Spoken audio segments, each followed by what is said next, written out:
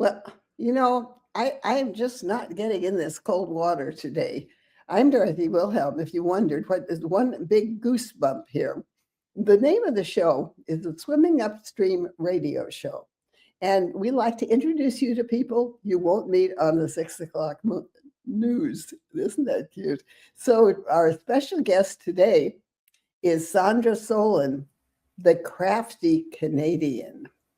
Why are you the Crafty Canadian, darling Sandra? Well, I think I'm just a crafty Canadian. Oh.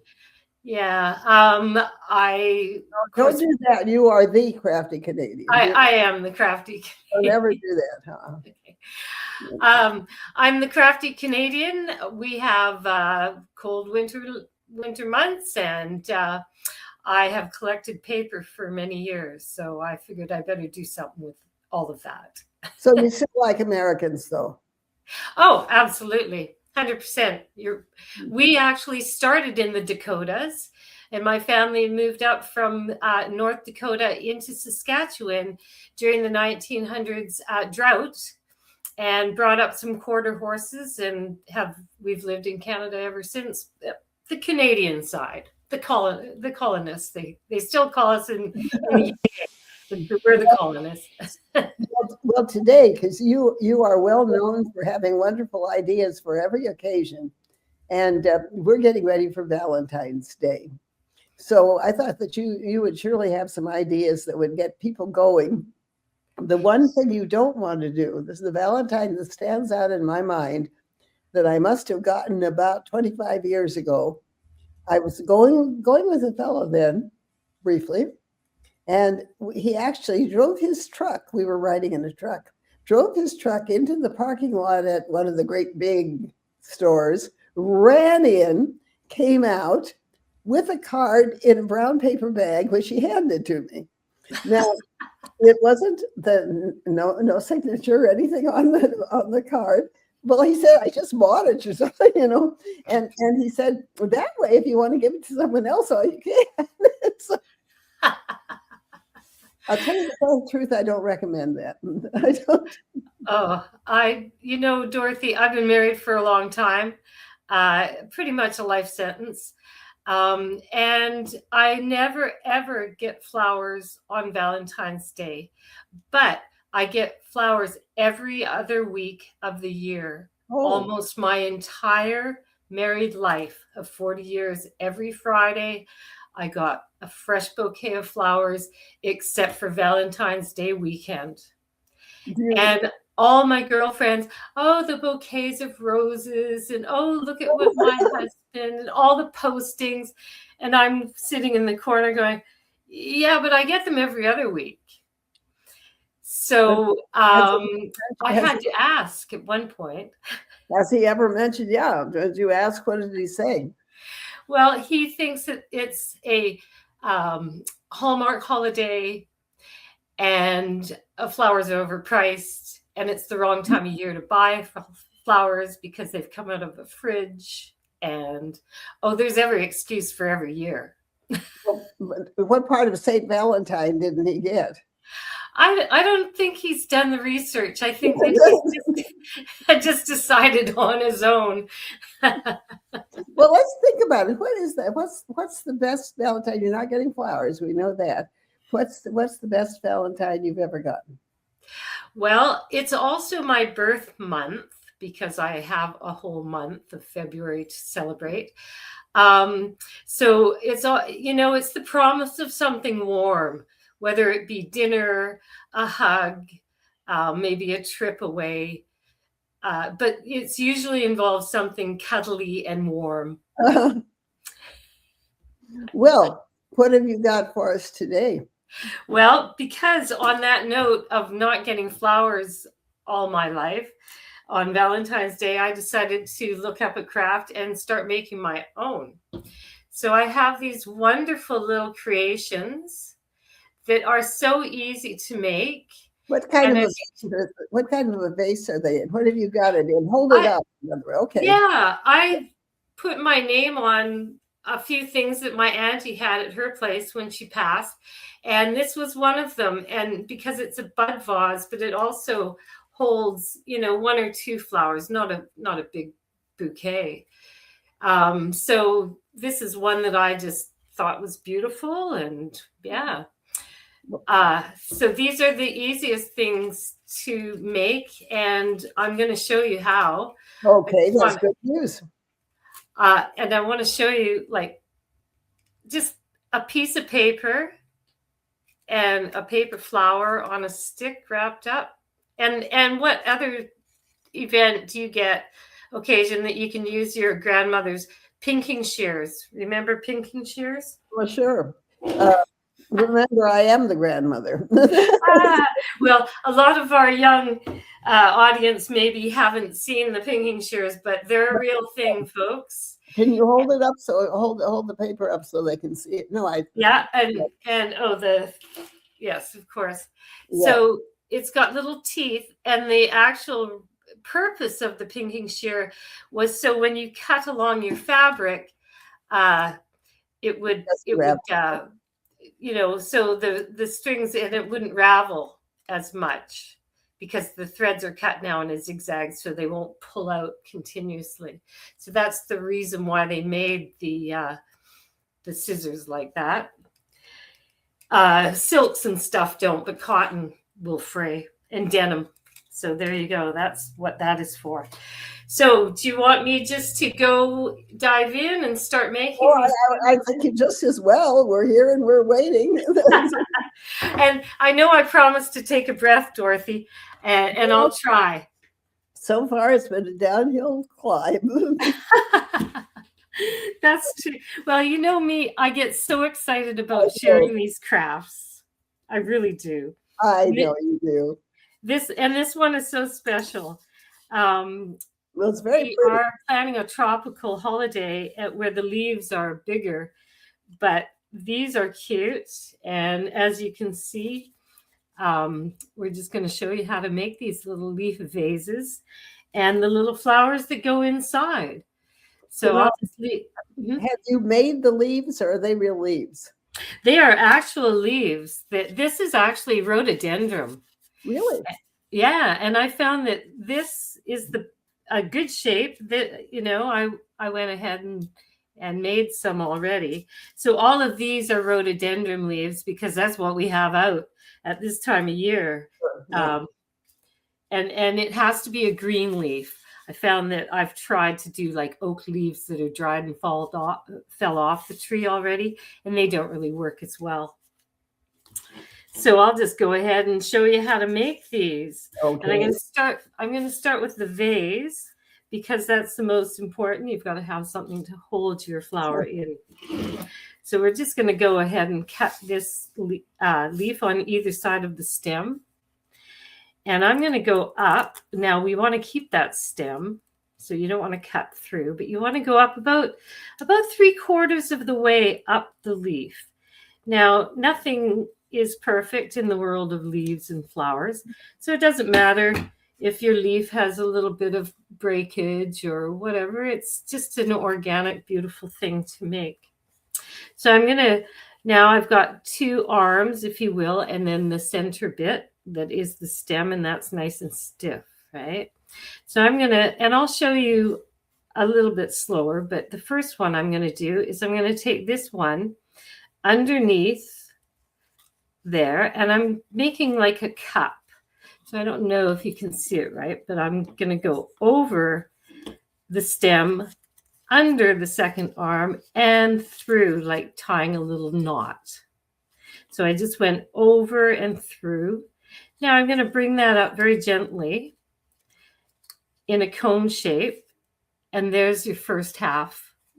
Now show us again, how did you curl that? Okay, I'm going to, now I've got the 2 arms.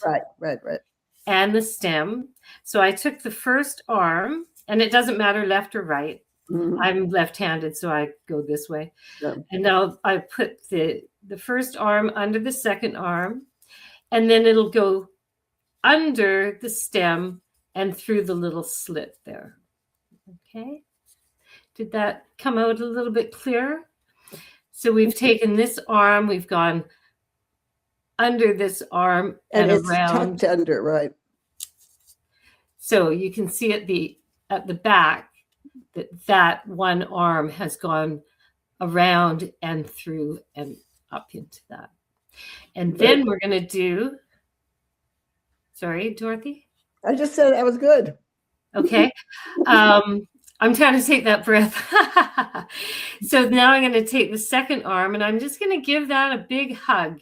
I'm just going to turn it around and see the little hug I'm giving the first stem.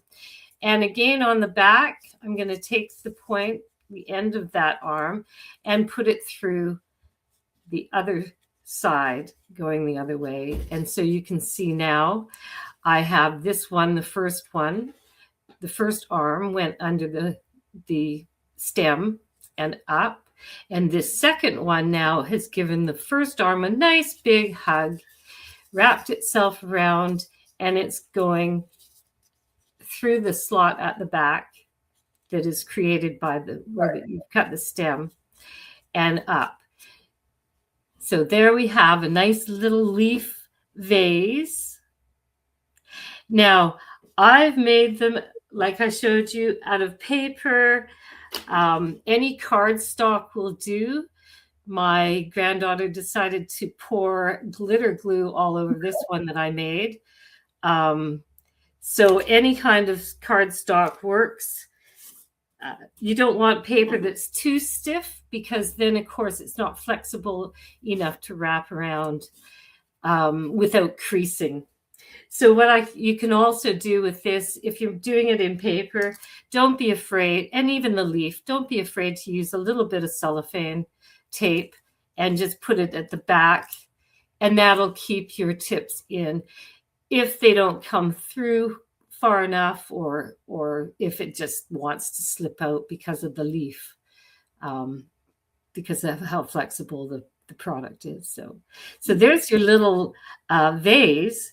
Now for the flower, of course. Wait, before you go on from the vase, what's going to hold it up? Okay, so good point, Dorothy. I was just jumping into the flower, but no, absolutely. So of course you've got a little hole where you've connected, where you've cut and you've wrapped your arms around. So I'm just going to put a bamboo skewer. Now, you don't have to use a bamboo skewer. I've also used a stick. The reason why I'm using a skewer today is because I want to have a sharp point. So now I've put that up. And again, don't be afraid to use a little bit of cellophane tape to secure that. If you want to compost it afterwards, you certainly can. Just take the tape off. But I'm going to do that just so my hands are a little bit free to show you the rest of the project. Sure. So now with this stick, I have a whole bag of leftover ribbon from projects. And I also have this beautiful jute string. What I can recommend is don't cut your ribbon until you've wrapped around, because a lot of times you think, oh, well, this is enough ribbon. And then it's not, because it takes a lot more ribbon than you think to go round. Right. So this one here I've wrapped with the jute. And actually I've wrapped all of them with the jute just because it's a nice organic end to it, I think, with the, and nothing's perfect in this world. So don't think it has to be. So I've got this all ready. I won't wrap it here just because you can see I've just taken a little bit of the jute and just tie a knot on either end, or use a little bit of tape or a little bit of glue in a glue gun. So I could simply now take this vase, Dorothy, and just put like a sprig of heather. And these are things that I just found around the complex here. I've got a little berry. We all have the same plants in the Northwest here. Oh, that's cute. Isn't that beautiful? And now, I didn't have to make anything. I just cut a leaf and fill it up with whatever you want to. I actually if you don't get out, and you don't want to get your fingers dirty or cut, if scissors aren't your friends anymore, which happens, anything can go in this little tiny leaf vase here. So that's pretty on its own, isn't it? Yes, But I'm going to show you how I did the little paper flowers. I've got a number of colors here of the cardstock. Again, this is just construction paper, right? And I've also got a circle template because I was a house designer for a long time, and houses have lots of circles in them. But if you don't, anything round will do to make a circle, or you can just do it organically too, Dorothy, because we're not going to keep it round anyways. The secret is to get 3 different sizes of circles, so you have a layer of a flower effect, as you can see in this example. And then I simply put a bead on top. I don't know if anyone else has a whole bag of random beads, but if you do, okay, so the flower itself is very simple to make. I've already cut out 2. I made one out of a leaf just by marking it with the circle and then cutting it out. And then once you've got your circle cut out, and you don't worry about the felt pen, you can turn it over if you want to. But I found the felt pen actually kind of adds to the whole thing. It looks like it's got a little bit of a different color tip, like the hens and chick plants. So this circle, now you can fold it if you're not, as confident with your sectioning. You can fold it into quarters and then follow your lines. The secret is, of course, you want to keep a little bit of the middle of the flower there, so you can attach it to the stick. So are we doing okay so far here? So far. Okay, so I've just quartered that. Now that's a pretty big petal for a flower. So I'm just going to cut this a couple more times. Again, remembering to keep it, you don't want to cut through the center there. You want to have a little bit of space that's uncut. Okay, so I've gone all the way around here like an umbrella. And then to make the petals, you just cut away. And there you have it. You just keep cutting away on your little tabs. And again, you can see that I haven't marked anything out. They're all uneven. They're all going to be a little bit different size, but that's the joy of this craft, and also the joy of flowers, right? Some petals are bigger. And so once I've got all of that cut, and I'll just move on now. Now I've got one that I made out of a leaf. And like I said, if you don't want to cut, you can always just draw it, right? You can embellish it as you want to. You can add glitter and all kinds of things. My advice, though, is to have, and it was here somewhere, to have a pin to start the... here it is. Good thing. See, that's why you buy pins with big heads on them, so you can find them. So then I want to make sure that I can poke through here. So I'll just give that. And I've done that with these other 2 flower bits, right? And then we'll just put them on the stick. So I just about pick these up, and I think I will. That's even funner, isn't it? Much more funner. Right? Now, I hate to tell you this, but you've only got about, say, half a minute left. So. Oh, okay. Well, you can see where I'm going with this. So I'm just again, this method, you don't have to do anything. I'm just going to take them out, even though they're much prettier than the flowers that I just created. But I've made my point and my little thing in there. So, oh, look at that. I love the little the little ends there. Now, and because I can, I'm just going to mix it up. Now I'm going to put my leaf on there, and I have a little other one on there. And then I'm going to top it with a bead. So for Valentine's Day, I've got a little heart bead. Again, it could be anything. I mean, it could be a pom-pom for anyone's care, right?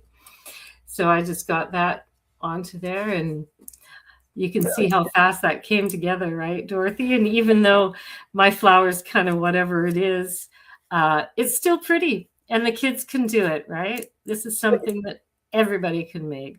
Well, you know what I think would be good too is that you could make those for table favors. I mean, you could put one by each dish or something, and that would be really pretty. Absolutely. Or party favors. Everybody takes a leaf home, and then you have a pattern, because once you have one leaf, there's no stopping you.